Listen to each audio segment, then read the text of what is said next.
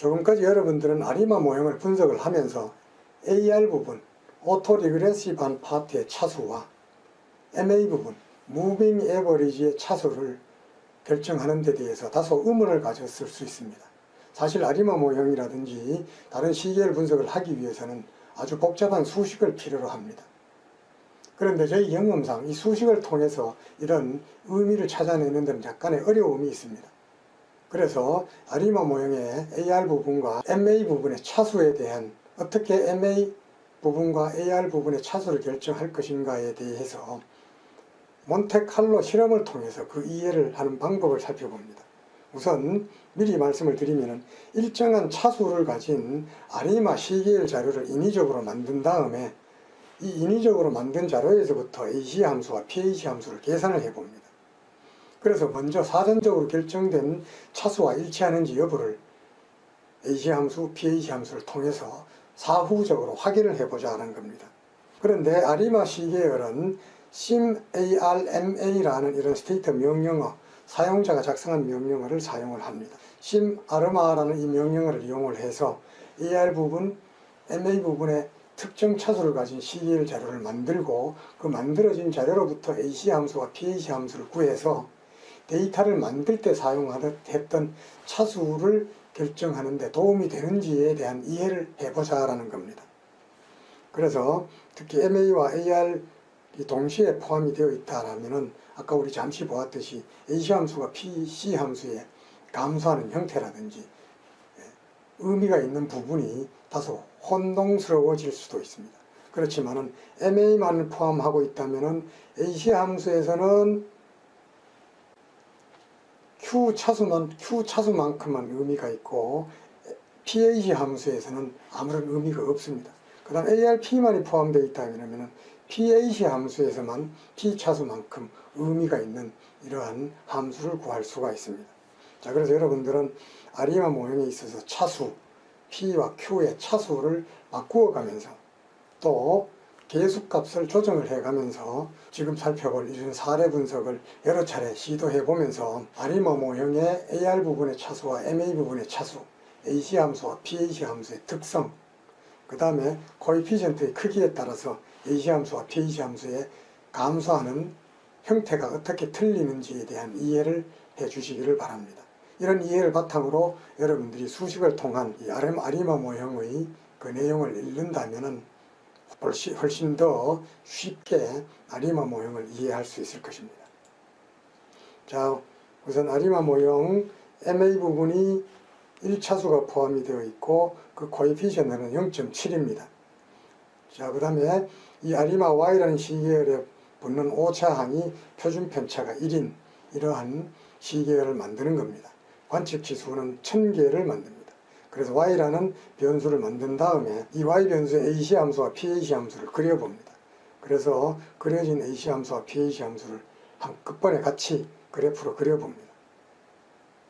이번에는 MA 부분이 차수가 3인 경우를 한번 살펴봅니다. MA 부분의 차수가 0.6, 0.2, 0.1인 이런 세기 전까지 영향을 미치는 이런 아리마 모형의 아리마 시계열 Y를 만들고 AC, PAC 함수를 살펴봅니다. 미리 살펴보지만 MA 부분이 3개가 포함되어 있을 때에는 바로 AC 함수의 처음 3개 숫자가 의미가 있는 것이 얻어집니다. 그 다음에 이번엔 AR 부분이 포함되어 있을 때 AR 부분이 하나가 포함이 되어 있고 그 개수가 0.95일 때 이럴 때 AC 함수와 PAC 함수를 구해봅니다.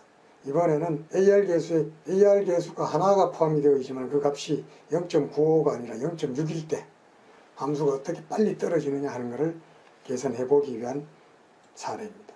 이번에는 AR 부분이 3개 차수가 있을 때 AC 함수와 PAC 함수를 그려봅니다. 이번에는 AR 부분이 하나, MA 부분이 하나인 아리마 시계열을 구해서 AC 함수와 PAC 함수를 살펴봅니다. 그 다음은 그 개수값이 클 때 AR 부분 1개, MA 부분 1개 들어가 있을 때 그 코에피션트가 클 때 AC 함수와 PAC 함수의 변동 형태를 한번 살펴봅니다. 자, 이런 사례를 통해서 AR 부분과 MA 부분의 차수에 따라서 AC 함수와 PAC 함수가 어떤 형태를 보이느냐 하는 것들을 직접 여러분들이 몸으로 느껴보아야만 됩니다. 그래야만 아리마 모형을 분석할 때 여러분들이 감각적으로 정확한 판단을 내리는데 큰 도움이 됩니다. 자, 아리마 모형의 차수 결정을 위한 몬테칼로 실험을 해봅니다. 만약 여러분들 컴퓨터에 심 아르마라는 이런 것이 설치가 안 되었다면 이 명령어를 수행함으로써 심 아르마라는 명령어를 설치를 하고, 자, y라는 변수 ma 부분이 한 개 차수, ma 부분이 한 개 차수를 가진 시계를 y를 만들어서 ac 함수와 ph 함수를 구해봤습니다. 그런 다음에 ac 함수와 ph 함수를 그려놓고 보니까 mr 부분이 하나가 포함이 되어 있으니까 ac 함수의 한 개만 의미가 있습니다. 자, ph 함수는 서서히 감소합니다. 일방적으로 감소할 수도 있고 왔다 갔다 하면서 감소할 수도 있습니다. 이번에는 ma의 차수가 3개인 0.6, 0.2, 0.1인 이러한 아르마 시계를 만들어서 ac, ph 함수를 구해봅니다.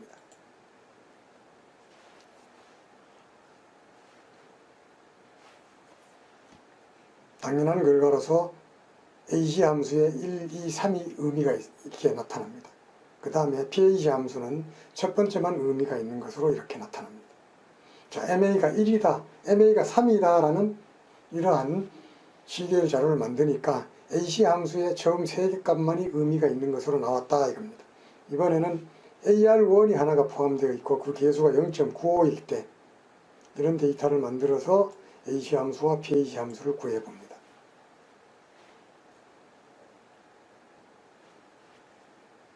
AR 부분이 포함되었을 때는 AC 함수가 완만하게 감소하는 반면에 pH 함수는 하나 값이 의미가 있습니다. 이번에는 AR 값의 개수를 0.95에서 0.6으로 줄인 것을 한번 구해봅니다.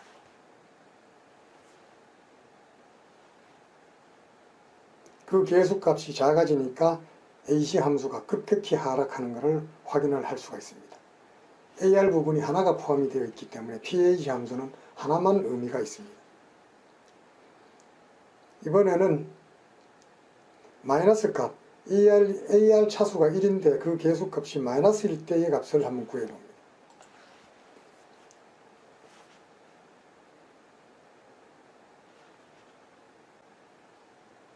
자, AC 함수는 왔다 갔다 하면서 되고 pH 함수는 밑으로 의미 있는 값이 구해졌습니다.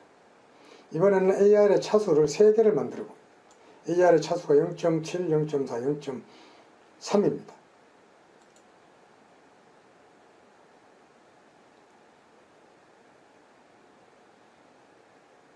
자, 보다시피 AR 부분의 차수가 3개니까 pH 함수가 3개가 의미가 있습니다. AC 함수는 급격히 떨어지는 이런 형태를 보여주고 있습니다. 이번에는 AR 부분이 1, MA 부분이 1인 아르마 1을 한번 만들어서 AC, pH 함수를 구해보았습니다. 자, AC 함수, pH 함수.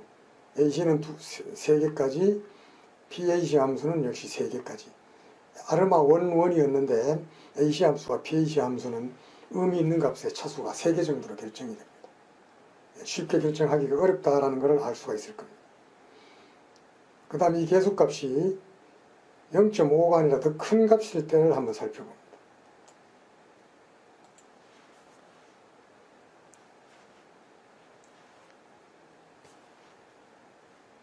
이때는 보다 완만하게 하락하는 것을 여러분들이 확인을 할 수 있습니다.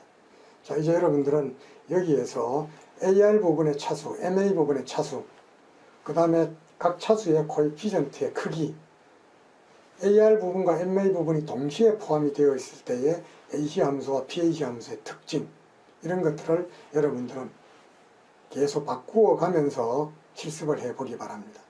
그래서 아리마 모형에서 AC 함수와 pH 함수의 특징을 잘 이해해 주기 바랍니다. 이런 것들에 대한 감은 여러분들이 수식을 통해서 원래 모형이 어떨 때에 pH 함수와 AC 함수의 수식을 통해서 방금 실습을 통해서 여러분들이 이해한 이런 내용을 보다 더 쉽게 이해할 수 있을 것입니다.